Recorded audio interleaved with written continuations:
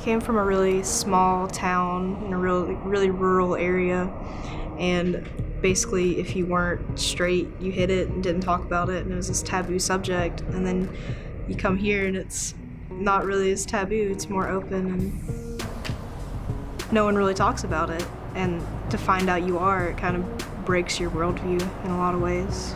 It's such a unique area to be in. When I found out that I had feelings for both men and women, it was like, how is that even possible? That's not something that's been even in my frame of view my entire life, and no one talks about it. There's no representation of it in general media that you really see. I didn't know how to deal with it because there's not a lot of resources for that specifically. I mean, you have LGBT resources, but that didn't fit in exactly with everything I needed. Before I came to UNC, I have pretty much always considered myself a pretty liberal person and a pretty progressive person. My parents have always taught me since I was younger that there was nothing weird or different about any various sexuality other than heterosexual. So I was exposed to a lot of things already before coming to Chapel Hill. I had this idea of like what sexuality should be, and in knowing what I've learned over the course of my time here being a senior, the sexuality courses I've taken have helped me understand that sexuality isn't one or the other. It's not black and white. It's essentially how you find that you're attracted to other people.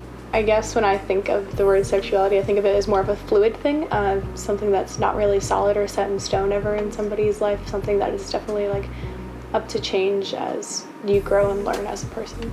It's about expressing who you love and what ways dating comes about in your life. In a lot of ways it shapes how you interact with people just based on how our society views a lot of different sexualities. The fact that other people can't accept that means it's not about you, it's about a wider issue. And I just feel like if I had known prior to coming to UNC all that I do now, that I would have been a lot more accepting and understanding of different types of people. And I'm really glad that I can say that I feel that now. But there were still a lot of things I was ignorant about. I didn't really understand gender fluidity. I didn't really understand anything outside of the realm of heterosexual, homosexual, or bisexual. I didn't really realize that there were other identities. Sexuality is fluid, and you can like somebody of the same gender and somebody of the opposite gender, and it doesn't make you any less of somebody in the LGBT community.